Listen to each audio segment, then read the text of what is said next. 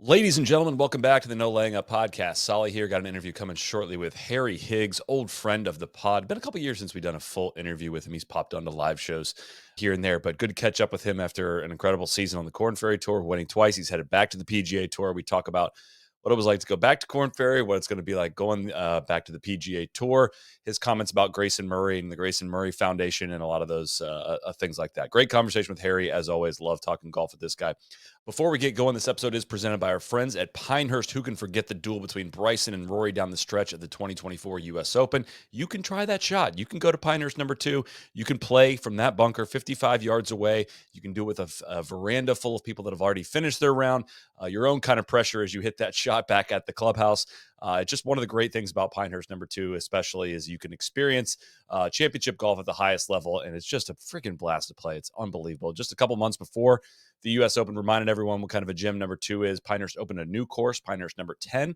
Opened in the spring of 2024. Is designed by Tom Doak. It features dramatic elevation changes. It's got natural sandy areas. It has remnants of an early 20th century sand mining operation.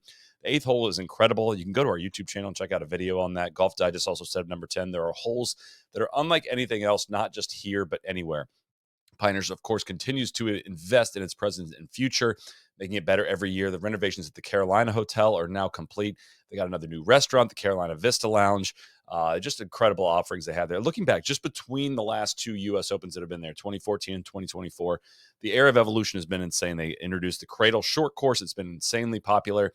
It opened in 2017. Gil Hanse also redesigned Pinehurst number 4. It's got consistent praise. Pinehurst Brewing Company, housed in the original building that served as the village of Pinehurst steam plant in 1895, remains as popular as ever among guests and locals alike. The hotels are freshly renovated, and their 2025 rates are out for anyone that wants to book a trip to Pinehurst through 2025. Also, you can head to events.nolayingup.com/2025 Donnybrook to sign up for our event there this spring at Pinehurst. Thanks to our friends at Pinehurst. Now to our episode with Harry Higgs. All right, we're headed back to the PGA Tour after a year on the Corn Ferry Tour. What are you most looking forward to about getting back to the PGA Tour? It's a good one. I'd say I think I changed both as a player and a golfer, person and a golfer over this last year. A little nicer to myself, a little bit more at ease, a little more capable of handling the stress and frustration that comes with this ridiculous game that I chose to play for a living. So I guess just plainly getting back out there and competing again at the highest level and trying to use and put into practice some of the stuff that I did throughout this year. What are some of those things? Kind of how are you nicer to yourself? Take us there. What's that journey been like? Breathing, breathing, Interesting. yeah, some meditation. And then I've just been taking better care of myself, eating right, sleeping better. I'm The in the face looks throes a of. little thinner, if I may say. Yeah, Yeah.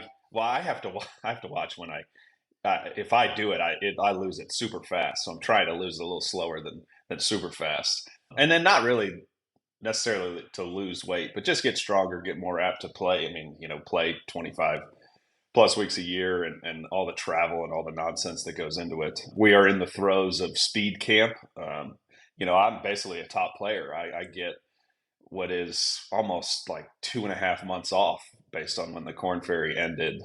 And when we start again in January, I'm going to play a little bit this fall. But yeah, I mean, I have some time to lift some weights, lift some heavier weights. I think we're a little over a month in and it's working, which is nice. So hopefully continue that. And, you know, you, this is, I'm finishing year 10 of professional golf, which is ridiculous to think about. Hmm. And not all of it's been on the PGA Tour. But so, I mean, you've just grown and learned over that time so much. And I felt like I grew and learned a whole lot more about myself than any other year this year. So yeah, I'm just super excited to get back out there and compete against the best in the world. Although the guys on the Corn Ferry Tour are really, really good too. But yeah, compete against them and see how it goes. Speed camp, take me there. I'm deep in it as Yeah, well. It's insane. It's crazy. I did a little bit with the stack, maybe like a year and a half ago, and saw some gains, almost more like immediate gains, and that was just a little harder to withstand. And I also was just so odd swinging the club, the weighted club, whatever you call it, and not hitting a ball, I don't know, my brain couldn't really compute with that. So we decided to just go heavier lifts. It's okay if I'm sore because I'm not really playing. Heavier lifts, and then 2-3 times a day, just swing 20 balls as hard as I can. And it has worked. I would say I certainly have gotten stronger, which it's really fun to see. It's nice that when I do stuff like this, it comes almost immediate, and you're okay, great. I'll keep doing it. I'll keep doing it. I'll keep doing it. And then if you don't keep doing it, it starts to go back to where it was, and it's you got to catch back up. But I've done a good job of staying there and increasing and trying to just get stronger and stronger and stronger and stronger.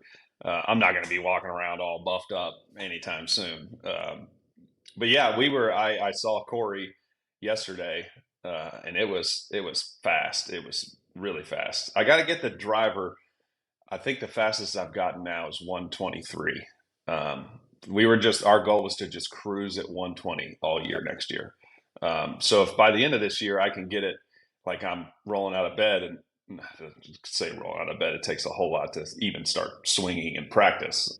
But yeah, get started, and if I can keep it at that 123, 124, when I'm on the golf course, we should be cruising at that 120, and it's only going to help this day and age. And what is it? We've got maybe 2 more years before they change the golf ball on us. So if I can get into the faster group, if you will, once they make that change, I should gain even more an advantage. Right.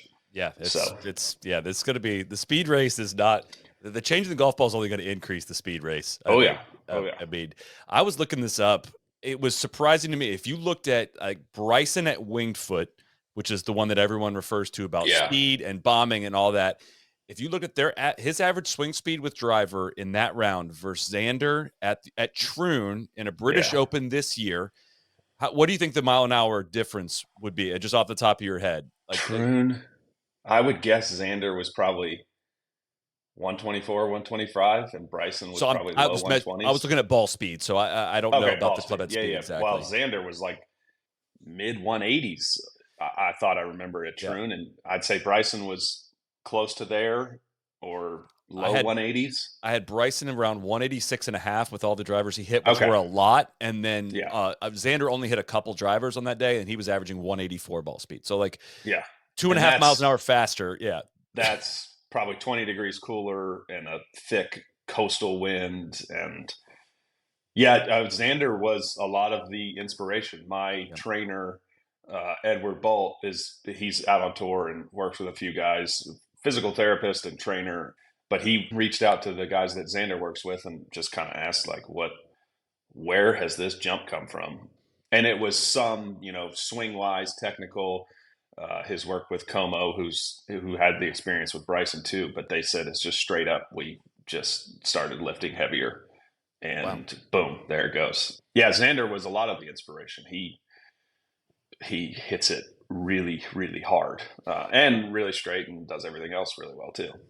Yeah, I've been doing the stack, and there's going to be a stack ad read within this podcast Yeah, episode as well. But hell yeah. I went from I touched 127 in my backyard with my driver, not hitting a ball from Yeah, 117 yeah. in like a 3-month span, and I'm just Well, like, that's probably, if you are hitting a ball, it's probably just a few less yeah, I in could touch theory. 123 hitting a ball, Yeah, which is again like, but exactly what you said. Like if I can swing it 119, 120 on the golf course, that yeah, is exactly where and people are probably sick of hearing me talk about it at this point, but like, do you find that your fundamentals with driver get better the more like speed training or speed work that you do in terms of how you release the club? I've referenced this a bunch with Steven Yeager's story of like he was short and inaccurate and just decided to swing as hard as he could, and he got straighter and longer. And like, I guess again, we interviewed Sasha McKenzie a couple weeks ago on the pod, and I never really thought of it that way until he pointed out of saying like, when amateurs and everybody thinks about swinging the club hard, there's a difference between swinging it hard and swinging it fast. And they yes, think when I ramp up my swing and swing hard, it goes everywhere. But if your fundamentals actually get better and you start swinging the club more fundamentally fast, you're swinging the club better, and it's not like it's going to go off the planet. I'm curious if you've yeah. had that experience. I mean, I think a lot of it's to do. I'm just swinging the golf club better, which also allows us to then try to swing it faster, Yeah. right? If your fundamentals are at a place where it's staying somewhat within, a dispersion range, it allows you to then try to increase speed, and it has not changed at all. The only thing that I have to watch out for is that it'll just continue to get really, really long. That's a lot of the stuff we did yesterday. I got TPI screened and everything, and it's a lot of shoulders like to take over because some of my trunk won't rotate as well. So the shoulders will take over, and then it'll tip and it'll get really long. But it's fast, and I was able to time it up, kind of how I personally want to. And then the last couple of weeks, it felt just a little scratchy, or sometimes the club just felt like it was a little bit more behind me. So I mean, literally probably shortened it up just, I think maybe an inch and a half, and then it was faster because it's odd, and just I felt like basically I could just speed my arms up, and deliver the speed out towards the ball instead of kind of the arms just a fraction behind, and then kind of have to slow down to catch up down there. Yeah, I mean, I Hmm. pro-ams and everything. I tell everybody to. I usually say hit it hard, which is probably the wrong thing to say, but yeah, I guess hit it hard, not swing it hard. But yeah, I mean, I think everybody could be better served by just faster. Hit it hard, don't swing it hard. Yeah, swing it faster and hit it hard. Yeah. Yeah, I mean, I don't think anybody's ever. I, I don't think anybody's gone through speed and hit it further offline. I guess maybe Rory to some degree, but I mean, this guy, to say a guy like that struggled, but he was reaching for speed kind of maybe during COVID ish when Bryson was doing it, and he got the speed. And then he said, it messed me up and I'm not really going to do it anymore. But then you watch him hit a driver on television, and it is Well, launching off his club at 190. It's like, maybe you are still doing some speed stuff. well, that's what again. Sasha was pointing this out too. Of like when Bryson was hitting the 190 speeds, like his max speed was like 210. When Rory was trying to get up to that 190, he was like trying to play at his max speed, and then like Yeah. eventually over time, Rory's increased his max speed, and he's playing at a more comfortable level that helps him Yeah. hit high 180 numbers. But that's the difference, and that's kind of what you strive for. Is kind of just like it's just Yeah, you yeah, have light to, bulb. if you want to hit it 180 ball speed, you have to be able to probably come close to hitting it 190. Yeah. Yeah, we've only really done club head speed. But yeah, I mean, around 120 and then Yeah. around 180 would be just lovely to play with next year. That might be what I'm most excited for, to see some of this work that I've done over these months that I've had off, and I'll have to continue it into the season too. But might be what I'm most excited for, is to get onto these golf courses, um, and maybe instead of hitting a 7 iron, I'm hitting an 8 or 9 iron into them.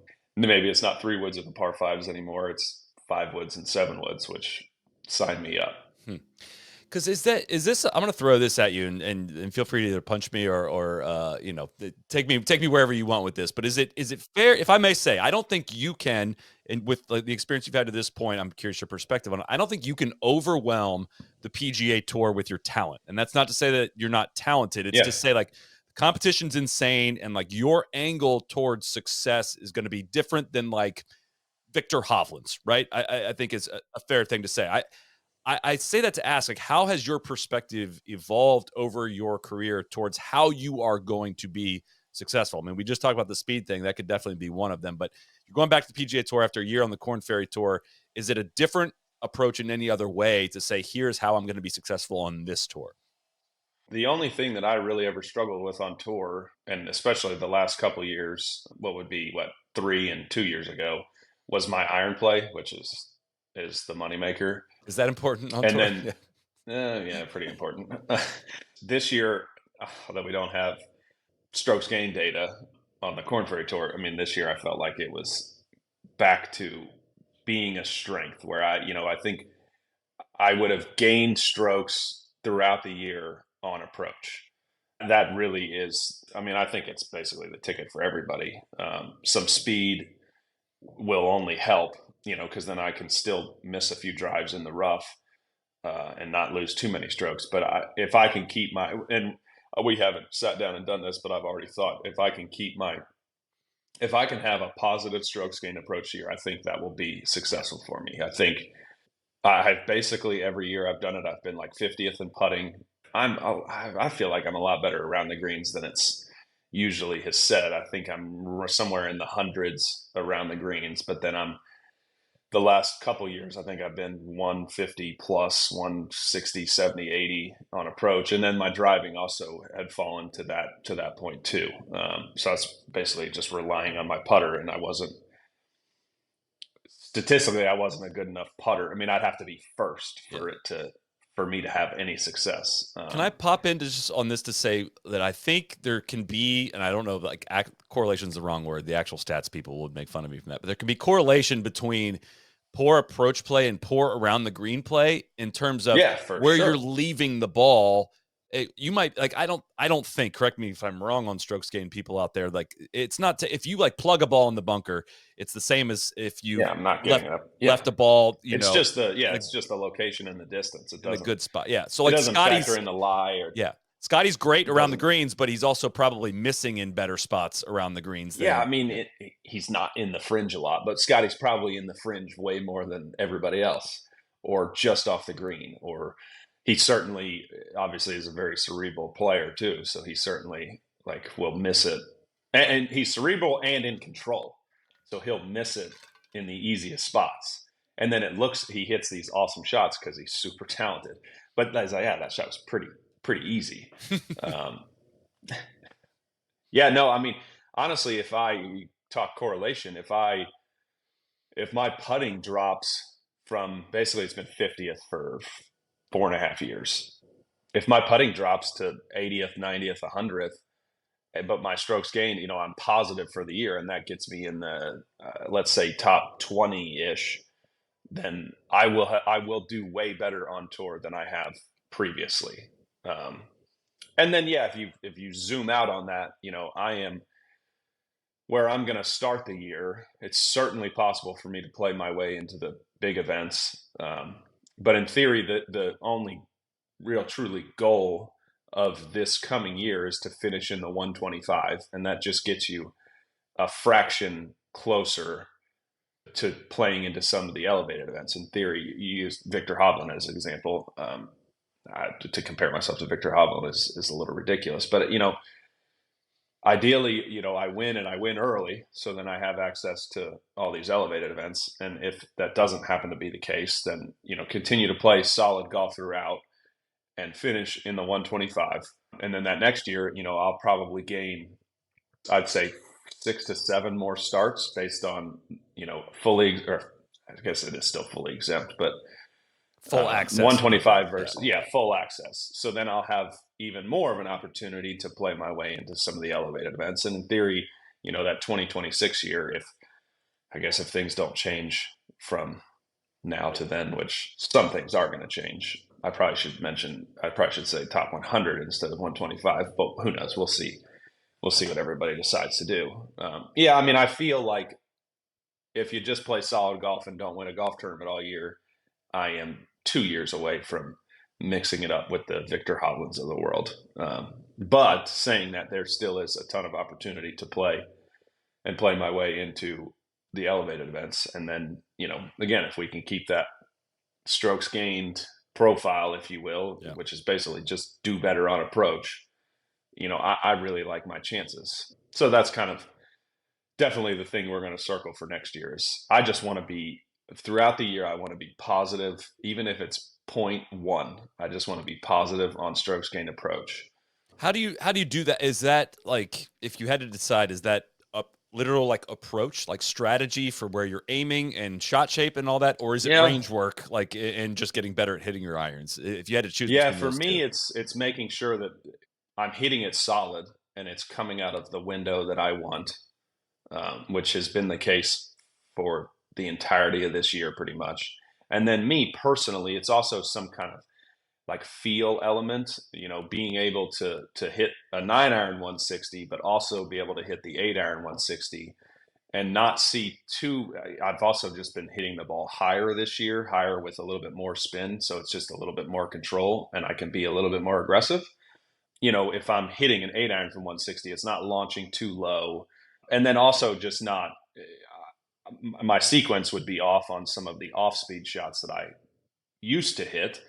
And it's a whole lot better now where that 8-iron is launching higher in the air, but also in the window, the tighter window where you can be more aggressive. So obviously having the ability to hit different shots to different numbers, if you will, the feel wise, you got to bail out of that if you're not hitting the ball solid or it's not starting in the window you'd like to see. Some on the ability to curve it both ways, and then you just have to hammer the wedges. I mean, the wedges have to be close, just constantly have to be close, have to be close. I think that's where most guys, especially the top players in the world, that's where they're gaining most of their strokes. Yes, they're also from 220. They're just hitting the ball onto the green, just onto the green. That you gain through the roof on the long shots if you just hit it on the green. So yeah, it's I guess that's what, like a 4-part plan. But No, that makes a ton of sense. Like it has to be multifaceted, because if I again, like, this is where I've tried to dig in as much as I possibly can to understand the difference between, like, an average iron player and a really good iron player and a poor iron player and an average, like, and if I had to say it, it's like, hey, if you were your last year on tour, you were almost a full shot negative on a strokes gain approach. Year before, half shot. But like, that's to say, 9 of if you take 10 shots between you and an average iron player in that year, 9 are going to look pretty similar, and 1 is going to look very different. Right, which is just kind of insane to think about. I don't know if that, like, helps the approach to be like, oh, I just got to improve one of these shots, or if that seems like a mountain to climb, because it's the exacerbation over. It's not 10 shots. You're hitting thousands of iron shots over the course of a year, where the difference really comes in. But I find that part interesting because you could go and watch you play a round of golf and hit 6 iron shots, and nobody would say, oh, that guy's not a very good iron player, because it's never the best ones that are the problem. Yeah. I mean, and I haven't seen for a while now, I haven't seen that crazy bad one, which is awesome. And then, that certainly can be, I think the majority of it is, I wouldn't say technique, but some technique and some shot choice. And then also there is I wouldn't say majority, but a lot of it into strategy, right? Which shots you're going to take on, which shots you're not. Are you able, am I able, if Torrey Pines, I'll play, Torrey Pines is a lot of off speed shots because the greens are super soft, and, you get a back pin and you have 160, it has to be that 8-iron to get it close. The 9-iron, well, probably won't fly all the way to 160 because it's cooler coastal, it's not going to get all the way there, and then it's going to land 4 short and spin to 6, 7 short, where you need to be able to hit that 8-iron in there that takes just one hop and just hops forward and stays there. So, having the ability to do that and continue to having the ability to do that will be really helpful. But yeah, I mean, it pretty much comes down to, can you hit it solid, and can you hit your window? Can the start line continue to stay tight? And then for me, if I do not like the shot, hit it to somewhere where I may not gain strokes, but I'm not going to lose, half a shot or a full shot based on the shot that I hit it. And I'd say I did an okay job of that, but there's a lot. I mean, basically every iron shot all year long on the Corn Ferry Tour is just hit it right at the flag. There's a few that aren't, and honestly, it happens a lot on tour too. There's a bunch of that. There's just like, hey, of the 150 guys in this field, 145 of them are hitting it right at this flag. So you got to go ahead and do it too. Trying to piece together rounds where, if I don't love that, just scoot it off to the side and live with it. But again, over the course of a year, that stuff adds up. If you have to continually play away, you might have a nice week, but it's going to be a 25th place finish. Then if you don't have to play away and you have a good week, you might have a chance to win, or you're going to be definitely top 10, maybe top 3. As I teased in there, I want to take a break to shout out to our friends at The Stack, especially Dr. Sasho McKenzie, who was on the podcast a few weeks ago, episode 913. If you haven't listened to that, I highly suggest you go back and listen to it when you're done with this episode. you're probably not swinging the club fast enough. 99% of the people that are listening to this podcast are not swinging the club fast enough. And I've done this program. I've been doing it for 4 months now, and I can tangibly say my swing speed has gone directly up, immediately up. DJ's has gone directly up. Cody is sending over crazy screenshots of his swing speed going directly up. Casey's starting to get into it. It's a fantastic program. All the details are within that episode of how it can help you swing the club faster and better. I'm more accurate now at a longer distance than I was when I was swinging it 165 ball speed, and kind of hitting it all over the place. I'm touching 174 ball speed almost immediately, and I know there's more gains to be had. There's the application is incredible. It gamifies the whole process for you. It makes it fun to go work out. It takes like 35 minutes to do the whole thing. Again, episode 913 has all the details you could possibly imagine. You can go to thestacksystem.com, use code NOLAYINGUP for 10% off your order. It's a fantastic deal. You can do it in your backyard. Great for the winter. A great thing to do this winter to get faster. You can show up to your golf season in the spring and be blowing it by your buddies. You'd be amazed at how much progress you can make in just a few months. Thestacksystem.com, code NOLAYINGUP. Back to Harry Higgs.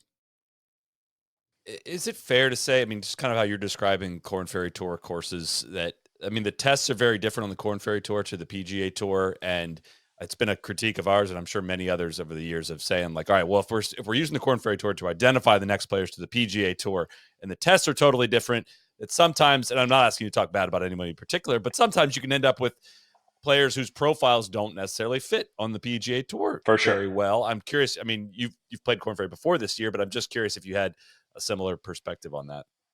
For sure.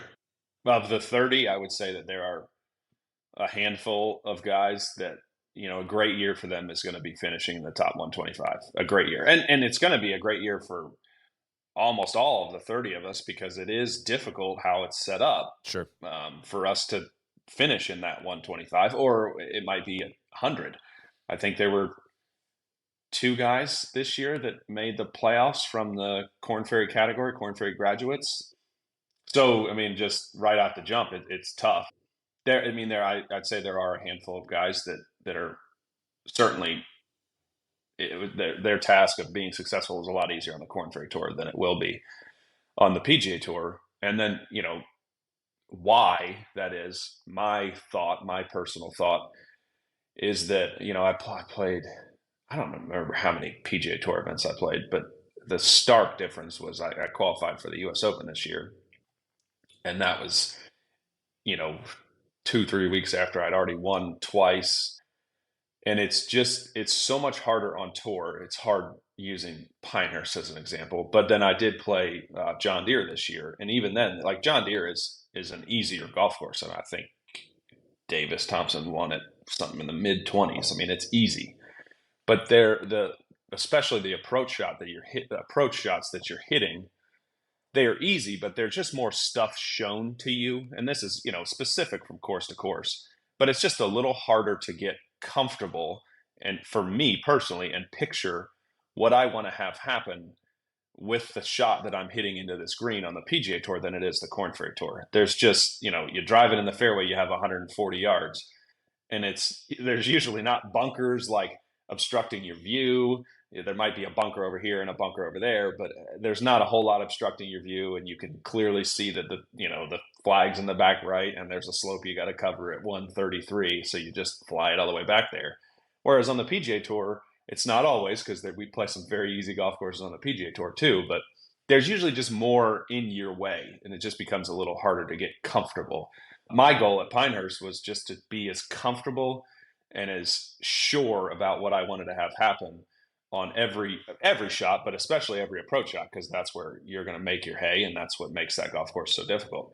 And man, it was just hard to do. Now, it's different, and it's different than PGA Tour courses too, because there were a lot of 2x2, 3x3 yards sections that you had to land your ball in with a specific height and a specific curve and specific spin just to keep it on the damn green, not to get it close to the hole.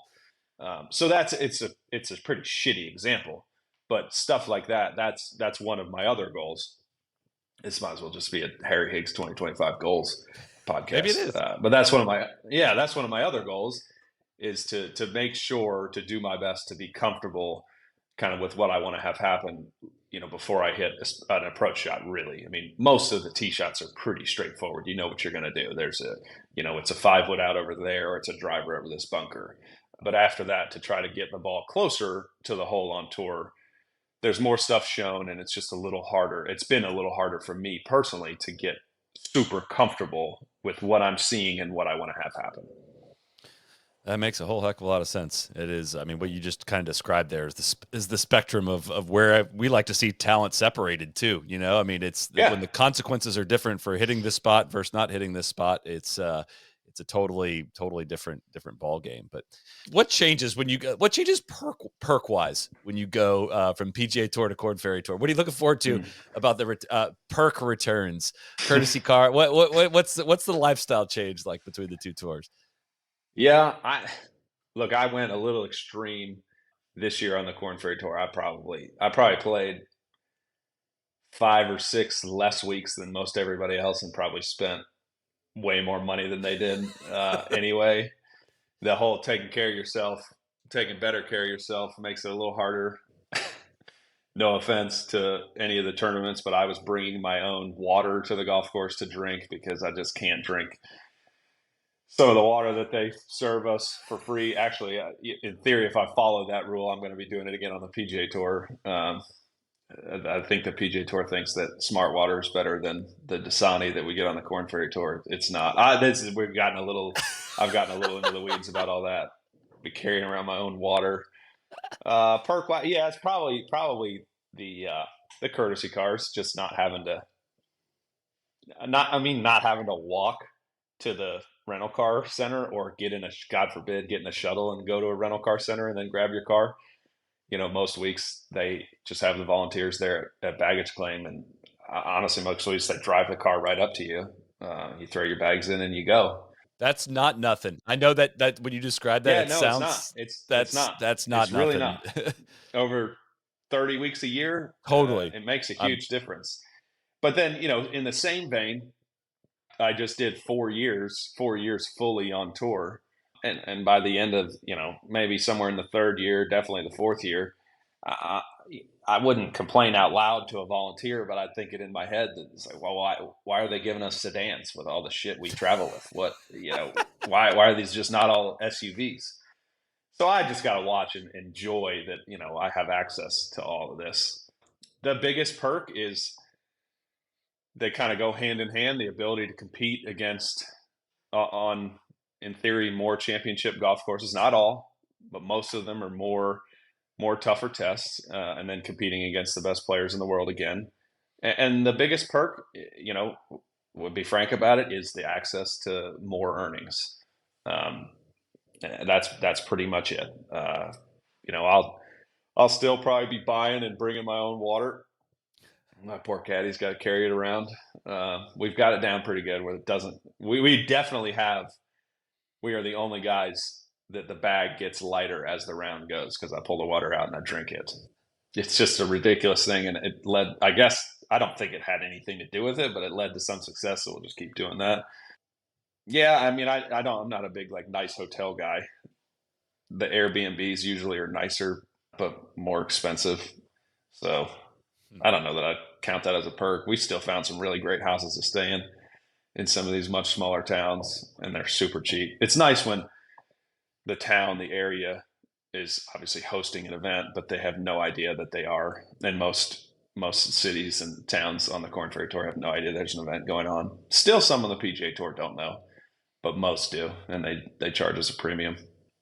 You won back-to-back weeks, spectacular fashion in May. Did you feel that coming? Was that you went? If I'm looking at it, you went cut, T43, cut, T50, win, cut.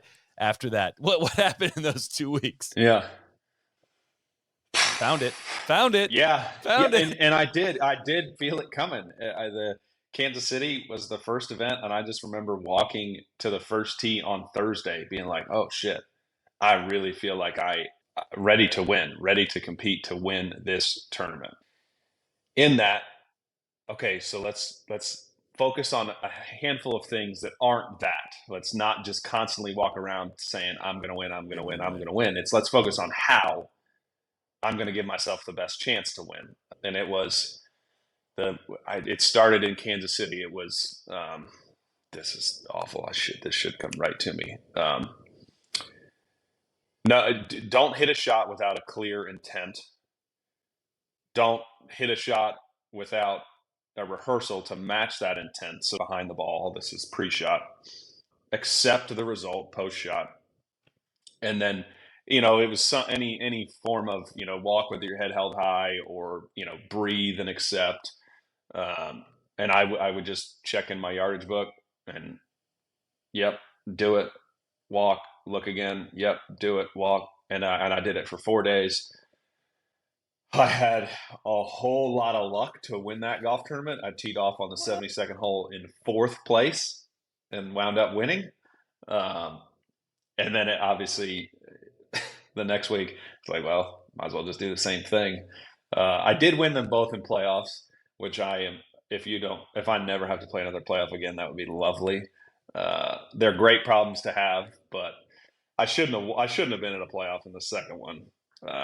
I should have put that one away well before that, and especially on the 72nd hole, but I didn't. And then, it was just back to the same thing. Let's just get ready to hit each shot and accept where it goes, and accept, I remember that second week, whole lot easier to be thinking this way after you just won the week before, but was like, I was totally at peace with whether I won or lost this golf tournament. If I, chunk the second, we played the same par five over and over.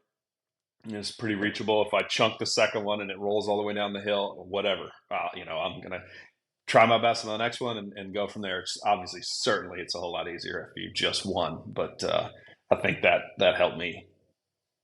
That helped me, obviously, to win the second one as well. Line up your first win when you bet this week on FanDuel, America's #1 sportsbook. You'll get started with $200 in bonus bets guaranteed when you place your first $5 bet. They've got awesome live odds. They got great odds. I always love taking a look at the odds going into Sunday on how a day is going to play. I've been picking some winners on Twitter. I mean, I get a lot of slack from people on there saying I'm not, that I'm a cooler, all this stuff. Go back and look at my record. It's actually pretty decent on Sundays, if I may say. You can check out the live golf markets every week to stay in the action, even after the first tee. Plus, track every shot live in the app and watch select par 3 holes when you place your bets. Just visit FanDuel.com/NLU and get $200 in bonus bets. FanDuel, official betting operator of the PGA Tour. Must be 21 and older, 18 and older in D.C. and present in select states. Gambling problem? Call 1-800-GAMBLER. Visit rg-help.com. First online real money wager. Only $5 first deposit required. Bonus issued as non-withdrawable bonus bets, which expires 7 days after receipt. Restrictions apply. See terms at sportsbook.fanduel.com. Back to Harry Higgs. You had some pretty incredible remarks in the moment after your second win in relation to Grayson Murray's passing, and those comments made the rounds in the golf world and outside the golf world, really. But I'm not really sure what my question is in relation to that. It's just an extremely difficult thing to talk about and address in a truly meaningful way. It's not just lip service, but you managed to do that in that moment. Yeah. And I don't know if you can take me to how you did that, or kind of what your real inspiration was there. Yeah, I remember finishing on Friday. No, I think it was Saturday. Sorry, excuse me, Saturday. And we go into the clubhouse to sign our scorecards, and a couple of the Korn Ferry media folks come right up to me. It's like, do you have a second? We need to speak to you. And I'm, any number of things, but it seemed like something was wrong. So I'm thinking, selfishly to my parents, my family, like, boy, my dad was with me, so what's going on? What's going on? And they had mentioned that Grayson had passed. Grayson had took his own life, and they found, and honestly, I was surprised that they sought me out. I wouldn't have ever said, Grayson, I would certainly have counted him as a friend. And our paths crossed a bunch in the, handful of years that I was out on tour and the handful of years he was out on tour.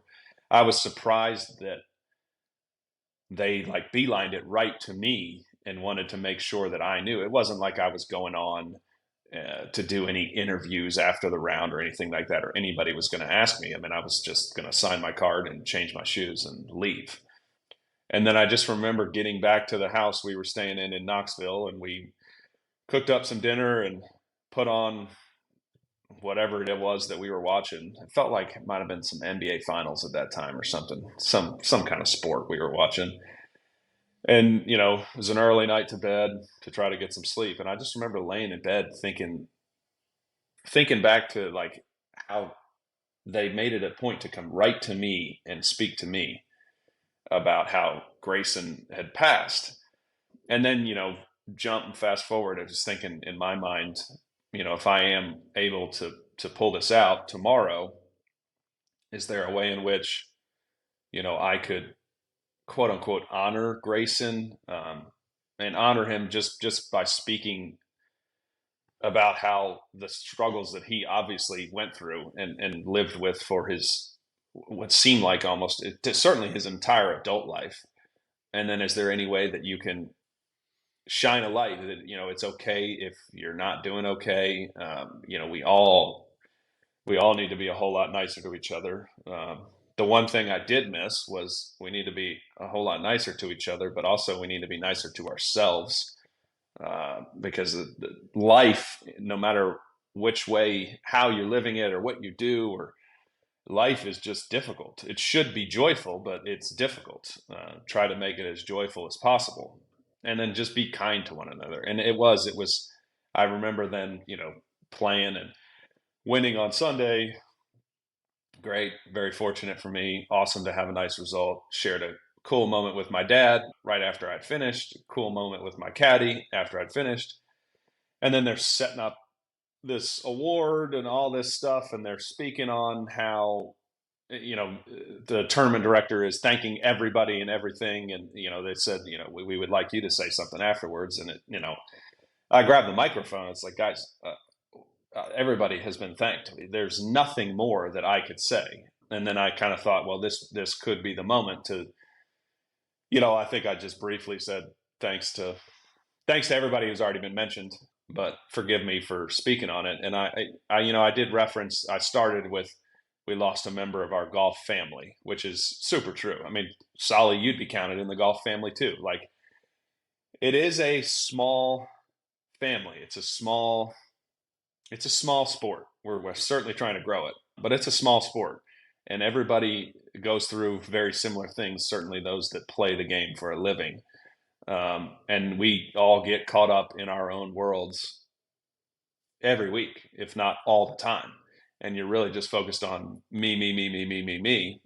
So I was trying to maybe make a point that it's okay to also, focus and reach out and see if the other guys that are around are doing okay, because I just don't see that happen a whole lot, and I don't do it a whole lot. I still need to do it more than I've done it since I said these things, because again, you just get caught up in what I'm doing and what I want to do, and that's fine. That's what makes us all great, but it's also what drives us crazy, and Yeah. we need to do a much better job of taking care of ourselves and taking care of one another. We all know, professional golfers, PGA Tour, Corn Ferry Tour, PGA Tour, whatever it is, America's mini tour golf. Like, it's all the same thing. We are all striving for one thing. And I was speaking with a friend at Trinity Forest who brought up a really good point. There is, and that we probably call them micro traumas. Every shot that you hit in theory in golf, you are trying to get it in the hole. Maybe not a tee shot, right? Because you can't get it all the way there, but you're trying to achieve a goal or get it in the hole. Most of the time, just get it in the hole. The ball goes in the hole one time. You're going to hit it 2, 3, 4, 5, 6, 7, 8 times. In theory, every shot you hit will create like a micro trauma, and it just adds up and it adds up. And then if you throw in results and money and status and all this other stuff that we in theory play for, that can become really, really burdensome. And if you're not equipped personally to deal with it, it just amplifies it to the millionth degree. And most of us are equipped. And I would say Grayson was equipped to deal with it. The man clearly, I'd say probably I'm just guessing here, and forgive me for guessing, but for the better part of a decade, went through some serious, serious mental struggles, mental illness, and still achieved all that he achieved in the game. Like, that to me is remarkable.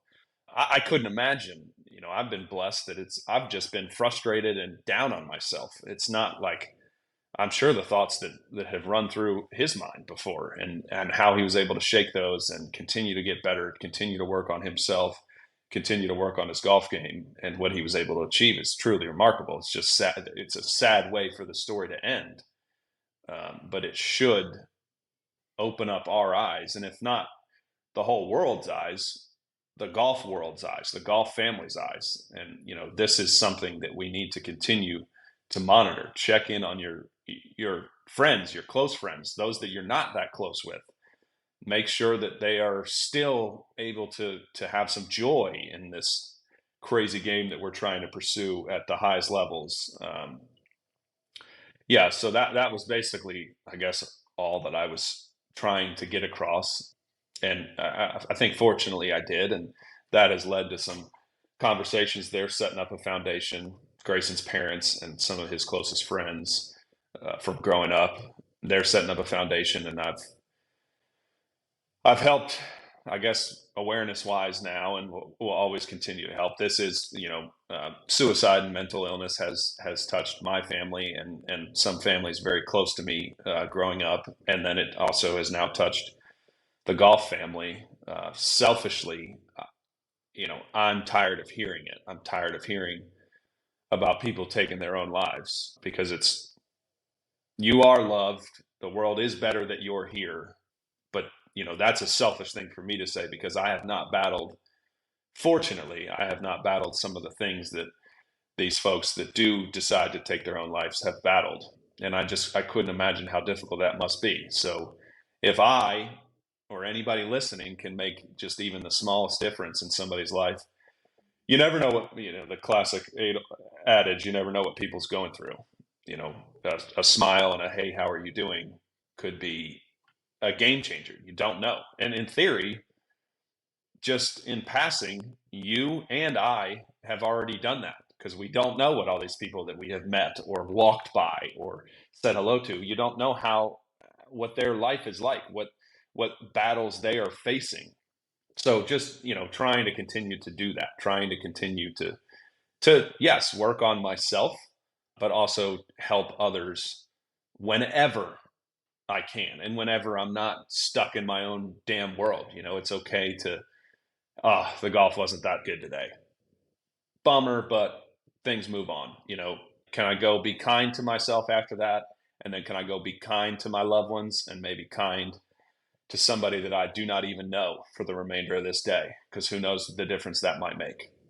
It's really well said. I think I kind of struggled for words when it happened, just because Yeah. it is this, like, I hate to even use this phrase of like a black box of, like, if you don't deal with depression personally and don't have mental illness, it's a feeling that I would imagine is something you can't really explain, right? Yeah. And it's and you mentioned the Grayson Murray Foundation. Their goal is to raise awareness regarding depression, addiction, and hopeful to advance mental health services, research, and all these things to help someone. So that I guess I always find it moving when when a family is struck by tragedy, their instincts go towards helping somebody else to Helping others. maybe Yeah. not go through this. And if it saves one single life, it's a worthwhile endeavor. So I just appreciate your ability to kind of communicate that, as someone that I haven't heard any other golfers speak to it the same way that you've been able to. And Yeah. It's so personal. Again, this has been in my, this has happened in my family, close friends or close family friends. I think I remember shortly after, I remember Shane Lowry speaking on this with guys that he grew up with. Yeah, I mean, it is just the classic, like, especially, for males. This is not something, you're supposed to tough it out, deal with it, rub some dirt on it, which, look, has worked for me, but it doesn't work for everybody. no, no, And it probably doesn't work for the vast majority of people. So it is okay to ask your friends and ask your loved ones for help. And if you're not comfortable asking them, seek help from professionals. Fortunately, it seems like it's easier and easier to find folks that are able to help you deal with some of these mental struggles. And yeah, it's really hard to talk about, because I personally have never dealt with this. I do not know what that's like. I have done charity events. We have heard the stories of some of the young kids that took their own lives, and their parents, they immediately step up and speak on it, and it's truly, truly moving. But I still, I've tried to educate myself as much as I can on kind of, I guess you'd say, suicide prevention and mental health awareness. But I still only know just a tiny fraction of things that people could deal with, and you're probably never going to know because it's always so personal to the person that's struggling. Um, it's crazy hard to talk about, and not for me. It's not crazy hard to talk about the subject as a whole, but to try to talk and raise awareness to what these people might be going through. That's the tough part, because Yeah. it's so personal, it's so individual. But yeah, I mean, there's a ton of resources. Grayson and his family, they're setting up a foundation that will have even more and more resources. There's resources everywhere. I wish I was, as I'm saying all this, I wish I knew how to direct people You're directly to these resources, but you're not supposed to I'm be the fortunate. expert on it. You're raising Yeah, I'm awareness, not. right? It's Yeah. just, yeah, Yeah. it Well, sucks. Yeah. yeah. I mean, we're on a topic that's not fun to talk about, but speaking of raising awareness, you had a skin cancer scare of some kind. I don't Yeah. know if I know the Yeah. I details behind think that, but another. you can't really see it. Yeah, man, I'm 30. What am I, 32? About to be 33. I'm getting old. But I had some, I think it was squamous cell, which is just, they probably should rename that because it's just kind of a nasty name. It was not a threat to my health, but it had to be cut off the side of my head. I do have a little scar here. And look, I wear sunscreen. There's a lot of talk about, is it the sunscreen that's making us get cancer, or is it the sun? I did bring those up to my dermatologist, and she said, look, I've been doing this for 30 years. In my experience, it's the sun. So I'm continuing to wear sunscreen, especially as golfers. I know Justin Thomas reached out shortly thereafter. I think I did Smiley's show, and he might have seen it. And that was when I had the gash out of the side of my head, and they put the bandage on and everything. I looked kind of silly. But he reached out, said basically the same thing. No one talks about this. We're in the sun all the time. I had some cut out of my leg. He started a sunscreen company, and he was going to send me some sunscreen, and I don't know whether it got lost in the mail or he might have forgotten. He's about to be a new dad, so he's probably got other things on his mind. And I'm I'm sure he more made than it to capable. minute 49 of this podcast and listen. I'm Yeah, sure he'll I'm hear it. more Yeah. than capable of getting the sunscreen that I need on my own. But yeah, I mean, even stuff like that. I just went to the eye doctor yesterday, trying to figure all that out. Yeah, there's Take care of just yourself. Yeah. just take care of yourself. Take care of yourself. Take care of your loved ones, and then try to take care of people that you've never met before. That's the only way. Especially what are we, 2 weeks away from an election where everything, I mean, it's already been ratcheted up, but everything's going to continue to get ratcheted up, and one side hates the other. And that's just not the way that it is. The way that it's being portrayed to us, it's not the way that it is. I do think people are extremely kind and extremely willing to help when they can. That's what I've experienced in the real world for 32 years. So I'm just trying to give that back and imploring others to do the same. Although I don't think they need me to tell them to do that, because I do think that's the way that this world works. And if you're struggling, say something to somebody, tweet me, whatever, message me on Instagram if you're struggling. I will say, as I continue to ramble on, the coolest part about speaking about Grayson and speaking about kind of struggling with your mental health in Knoxville, I finished, and I was very fortunate. I was going to be able to get a flight home, and I think I'd done 4 or 5 weeks on the road and just get a night at home. And as I'm kind of packing up, and there were probably 100, maybe 150 people that I was speaking to during the little trophy ceremony. And I had 4 different people come up to me and just mention that one, thank you for saying what you did, because they have been struggling mentally as well.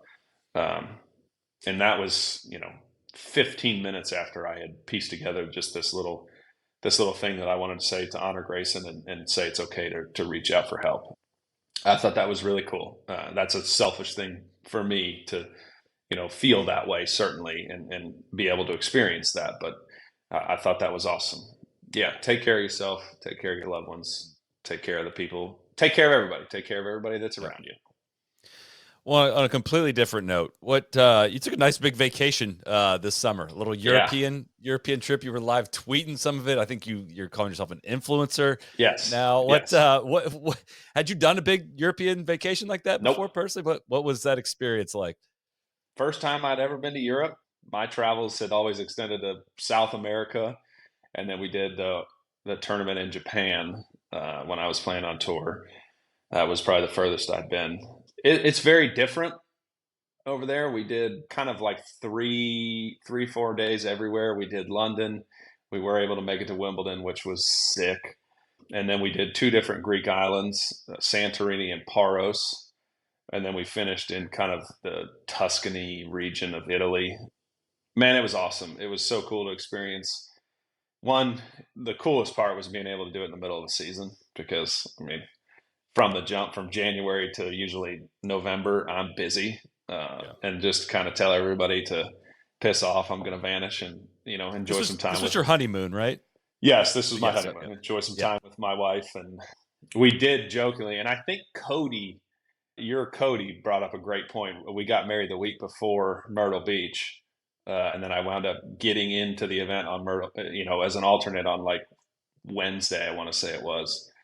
And Cody had replied to the PGA Tour comms notification that I'm in the field. He's like, "Yeah, we always knew Harry Higgs was a big honeymoon and Myrtle kind of guy," which we all laughed at. And that was technically Myrtle's was a honeymoon destination, but we were able to go over to Europe and experience some of the stuff over there, the food, the people. I mean, it's different. People are what I think what came through the tweets. People are maybe a little less aware of their surroundings in Europe, and it's not necessarily Europeans. It's probably just the people that travel to Europe. That kind of drove me nuts, but we got through. And then I would imagine it'll come out today or tomorrow. We are going to go down and play the two events in Australia here in really a couple of weeks. Over this might be breaking news, but I'm looking forward to that too. We're going to do the Australian Podcast is going to come out PGA. next week, so that'll be out by the Okay, time this yeah, comes we'll out. be Yeah, fine. yeah, Yeah, yeah. going to do the Australian PGA and the Awesome. Australian Open. I watched. I think I made it through like 4 episodes of y'all's tour Tour sauce, sauce. and then I Yep. jumped as soon as I decided to go. I jumped right to the Kingston Heath episode, which I believe was the final one, Correct. or Yep. maybe second to last final one. So I've already got a little, and I'll probably watch it again before I leave to try to get kind of the lay of the land. I'm very much looking forward to that. It took me a couple days to decide just because I really didn't want to do golf really at all this fall. I was so looking forward to just having what was like 2.5 months of nothing. But it's pretty once in a lifetime to get over there. I don't know that I'll ever be able to go to Australia again in my life. I hope that I will. And I hope that I know that I'm going to enjoy the experience. So I hope that I'm, maybe invited back a couple more times throughout my career and be able to do that. I think I'll get along really well with the Australians. We'll bring out the influencer series again, maybe in Australia, but they're flying me over there, so I got to kind of say nice things. In the best way. It does. Australia doesn't feel that different from the U.S. I don't think. Yeah, I mean, you fly all the way over, and it kind of. I mean, it doesn't look the same, but like kind of suburbs are kind of set up relatively yeah. similar, and it doesn't feel. I mean, Europe is different. Europe is totally different Europe's very different. culture, Well, different even within architecture. you talk to the Yeah, Italians in Tuscany, and they're just, and we did a night in Rome, and they're all, I mean, there's like just different regions and all this stuff. I mean, they count them all different anyway. Yeah, it was so cool. It's so cool to be able to do that in the middle of the year. It's so cool to share that with my wife. I was just beaming with pride, basically, that I was able to do this and do this right in the middle of a golf season. Like, yeah, I'm not the one doing these trips in December. I was fortunate to have some success and bail. Which, if I start having that success again, we might turn around and go somewhere else in the middle of the season. I might just vanish because it sure seemed like it worked. it was so funny talking with Alex Noren about how he like sets up his PGA Tour schedule so he can lock up his points enough to be able to spend time on Visby, an island in Yeah, Sweden where we ran yeah. into him.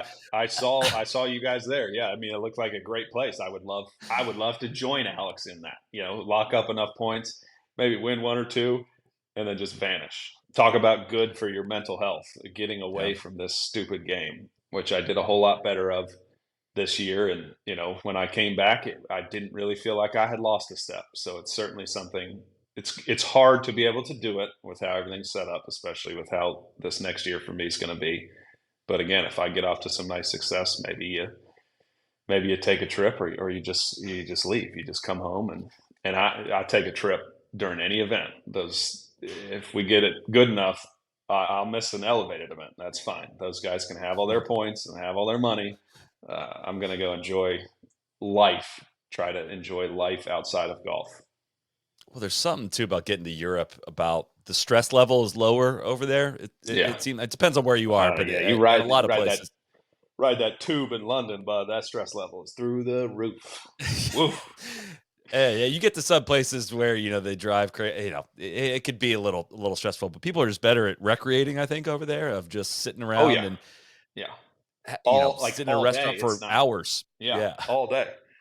Yeah. And then Santorini is beautiful, but it is stressful. There are 5 or 6 cruise ships every day, and those people yeah, come it's a lot. right to where you're staying.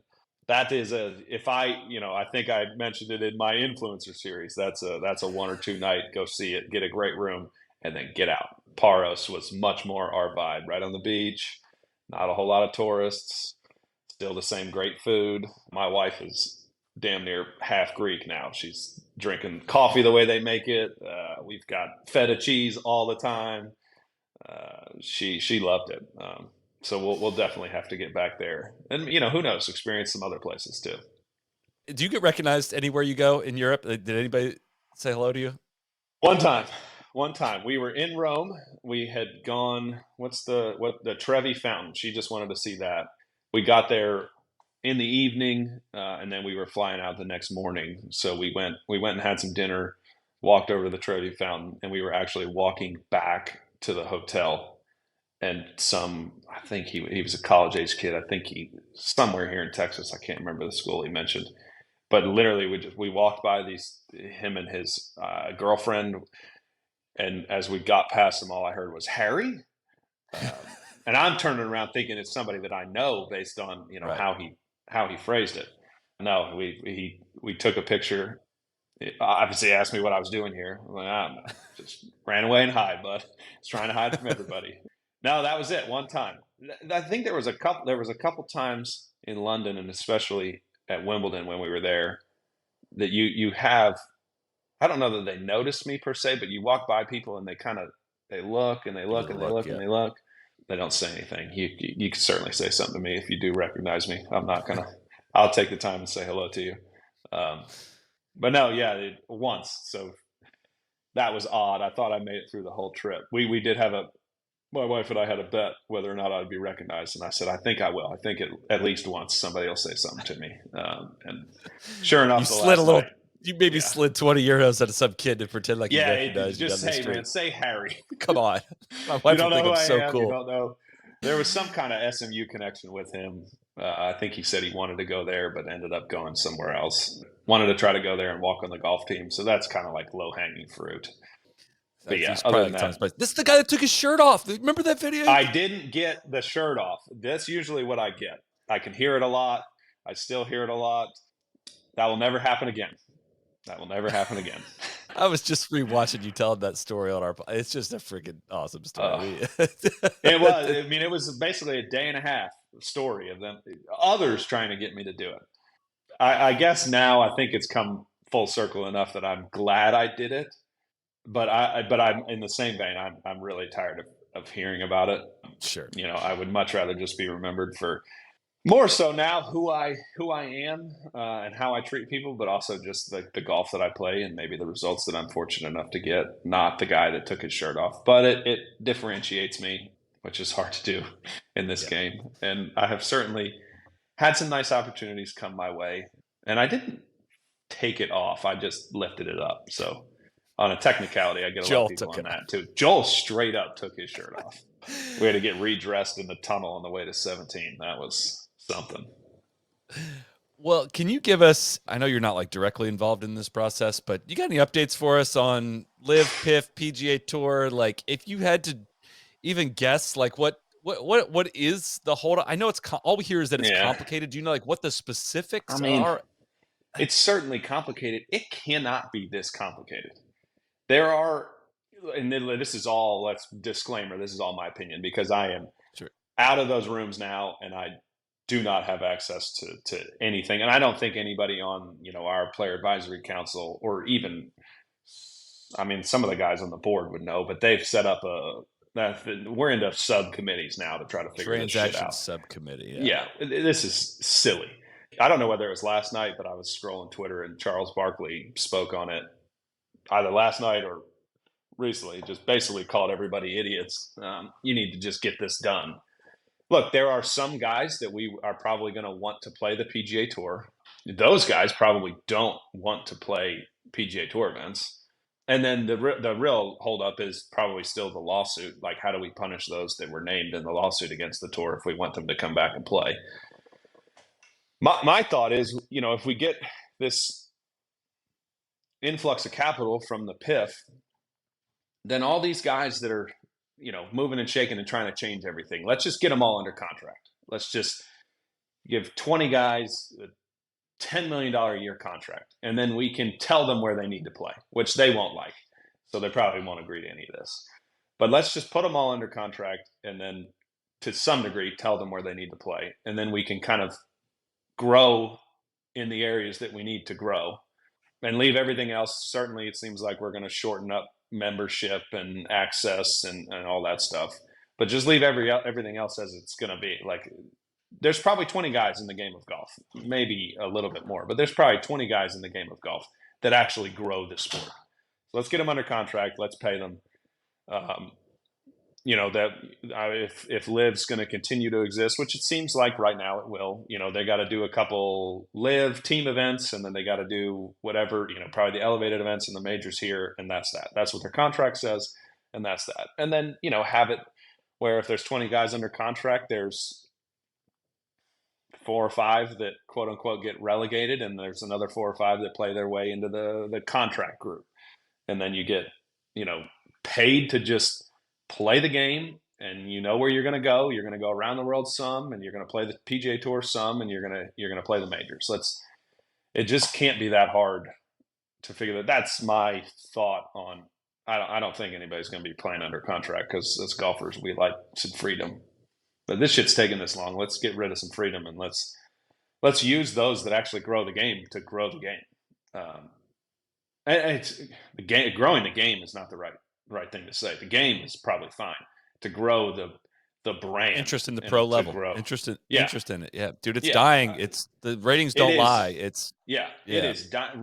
Whether or not the ratings had fallen this year probably wouldn't even be like, it's dying anyway, and the ratings are certainly proving that. But if the ratings stay the same, it's still the same old stale 4-day. People are really only tuning in to, I'd say, a max of 10 events a year.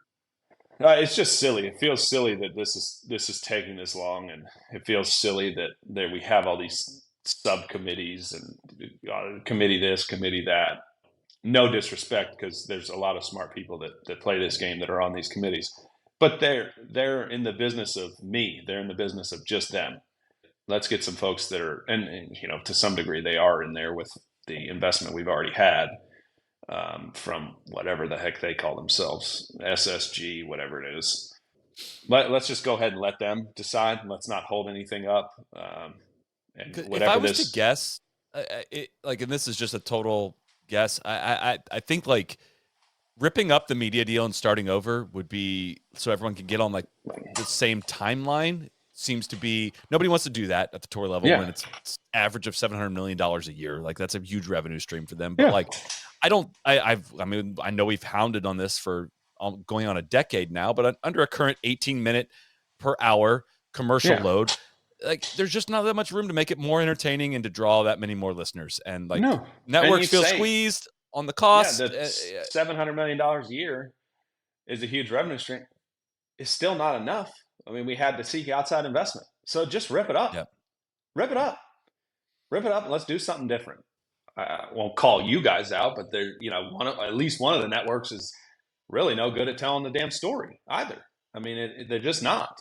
Let's partner with somebody else. It's all shit as of right now. It's all shit. whatever. They're still just deciding to change everything, or not change everything, but change little things. Let's just change it all. Let's just. And if I get one more damn email about the progress that's being made without any details, I mean, unsubscribe. Just send me the email when you know the details on both the change in eligibility and maybe field sizes, whatever the hell else they're trying to change, and the update on the PIF and LIV merger wouldn't be the right word, but deal. I don't care. Stop saying you're having productive meetings. Clearly you're not. You've been having productive meetings for the better part of 2 years. They're not that trust that level's productive not if there you can't anymore. get this shit. No, it's gone. That might be one of the things I'm most excited for is when I walk into locker rooms and clubhouses and player dining, I'll get to see more of the suits this year, and maybe just in passing, just ask them how's it going, what's going on. Maybe give them a few choice words here and there. But at the end of the day, if I just do good golf, for me, it'll all take care of itself. Sure.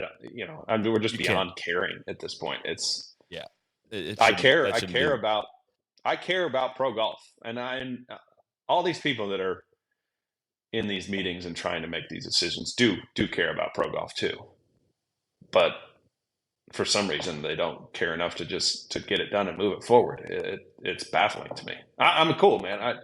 If the guys on LIV and we make this deal, they want to come back and play the tour, that's fine. I'd like to see some kind of punishment for those that listed themselves in lawsuits.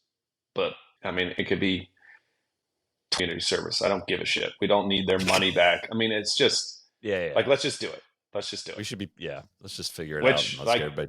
Credit to them. They lasted this long to get us to the point where no one gives a shit. If you asked me this question 2 years ago, I'd say, ban them all. Ban them all.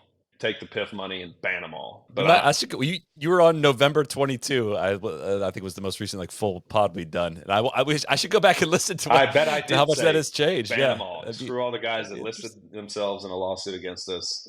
All that. And kudos to them. They lasted long enough that at least I don't give a shit. And it seems like most everybody else's give a shit meter is at an all-time low. And we just want pro golf to be in a better spot. Totally. Let's end on this one, a more fun one. I feel like I've seen this on, this is on the meme accounts, these little fun hypothetical questions. But this one, sick. I don't know. There's a bunch of these, but 100-yard hole. You have 24 hours, like normal 100-yard hole. You have 24 hours to make a hole in one. You make it, you win $10 million. You do not make one, you go to jail for a month. 100%. I think that's What if you go to jail for a year? Year's probably getting a little closer. Okay. But I think I still do it. Would you bet you lose $10 million if you don't? That's a little tougher. I think 24 hours to make a hole in one it's a lot. And at 100 yards, like 150, it's a different question. 200, 100 yards. I mean, in theory, I could be done with 100 yards in 15 minutes. Yeah. I mean, you could be done with it in 5. You could also, the game is stupid. We're hitting a ball on a field on a spinning rock that is the earth. The game is dumb. Like, you could be there for 24 hours and never even really come that close. But 100 yards, I'll probably do anything. 100 yards, 24 hours. I think I would even bet that 10 million. Yeah. Prison for a month, nothing. Prison for a year. Real prison, though. Real. Look, no easy prison. I'd have to ask Scotty what it's like, but I'm trying to avoid prison. With all of my being, but I bet I could figure it out. I bet you could. All right, we're gonna let you go.